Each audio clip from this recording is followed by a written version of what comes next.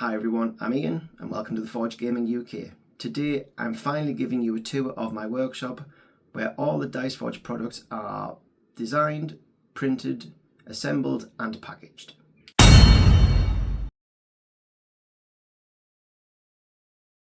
Before we get started with the workshop tour, I just wanted to let you know that this is my first ever YouTube video.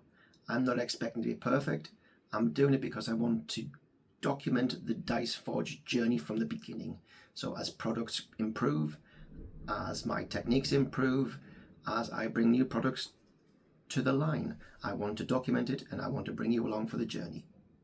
One last thing, if you have any suggestions on how to improve my videos, content, what I do in my hobby space, leave a comment, like, share, subscribe.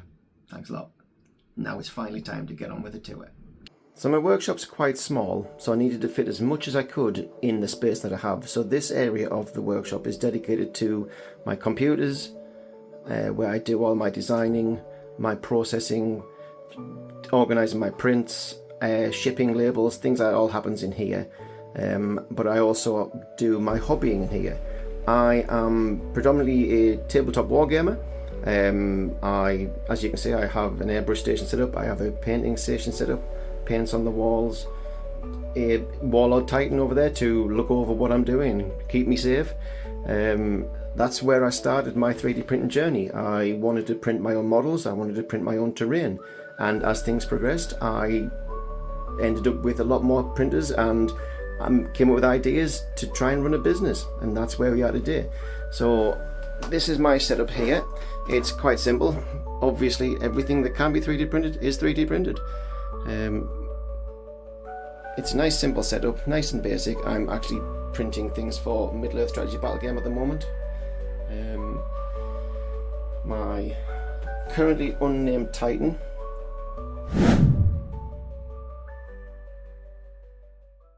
So I came up with an idea, one that I thought was quite good, one that I thought would sell, and one that I think I could print and manufacture. The only problem was I have no experience in CAD or any kind of editing software for building 3D models, so I was a little bit stumped and a little bit concerned that it was basically a dead end from there. But after some research I stumbled upon Tinkercad. It's a program I think designed to help people learn how to 3D model. It's based upon manipulating geometric shapes. You just add your shape and you just start editing that shape and building what you want.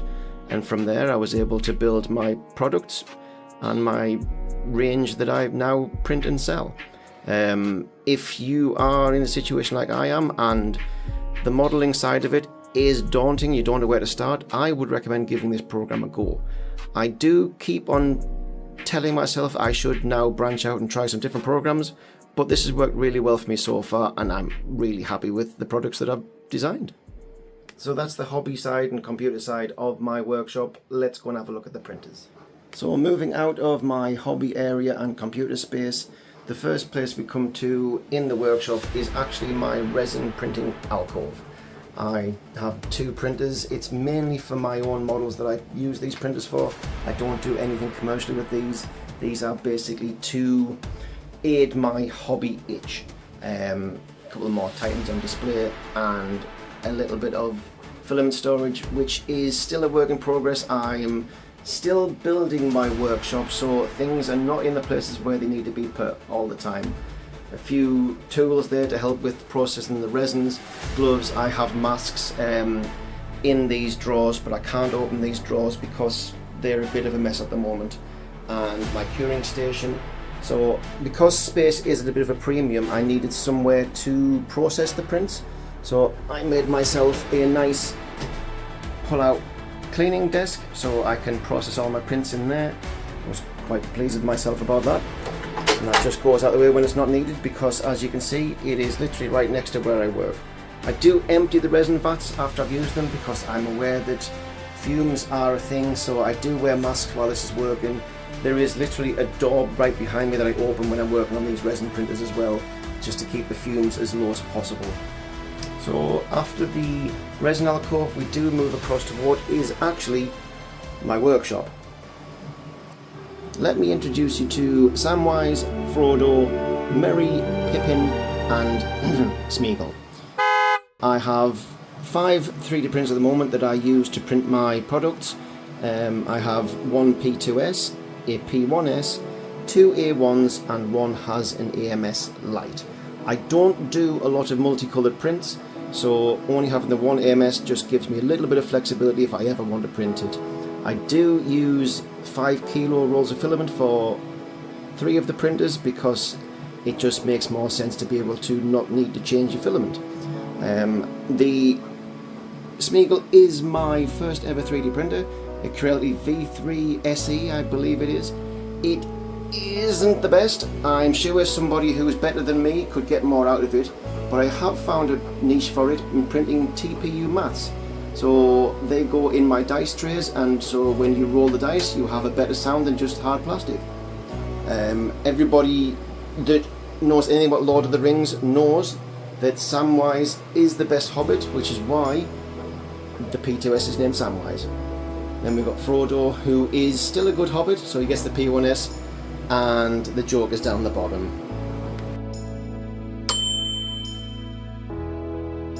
Just nice and handy. I have most of the tools that I need for what I need to do. Various things, clippers, pens, rulers, little hammer, glue, clippers.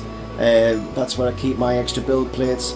I do also have these, which if anybody deals with magnets I would highly recommend. I just found them on Maker World. They are magnet pens, so you know which polarity you're putting in place.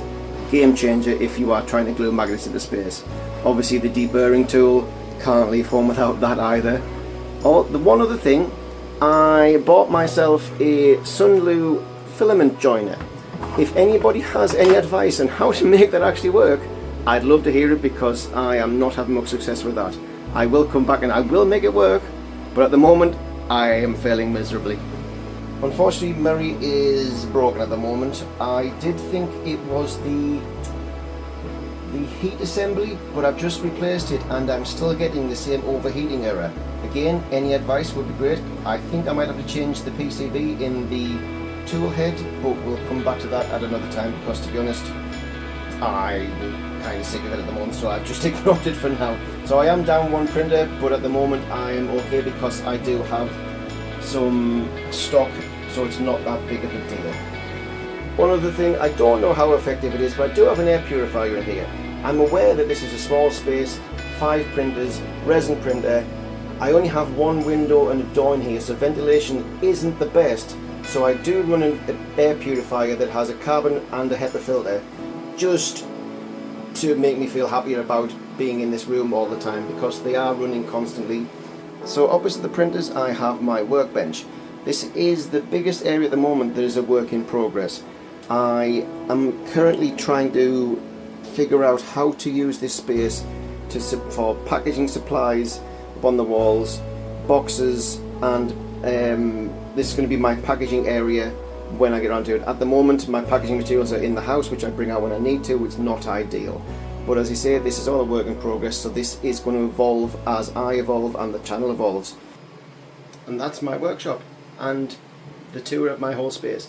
Like I said, it's a very small space, but it's compact, and I have fit as much as I thought I could fit into it without overdoing it, without making it cramped. And there was always a bit of a worry of trying to fit too much in and making it look a bit of a mess, but that's it anyway. Well, for now, like I say, it's a work in progress, so we'll see what happens as we go, and I hope you follow me on my journey as we improve things.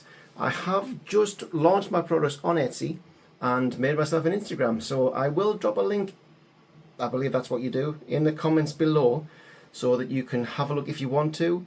Follow me on Instagram and just see my day-to-day ramblings.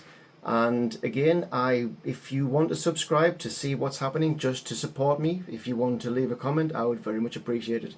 And hopefully I will be back on here soon for another video. So thank you very much, and goodbye for now.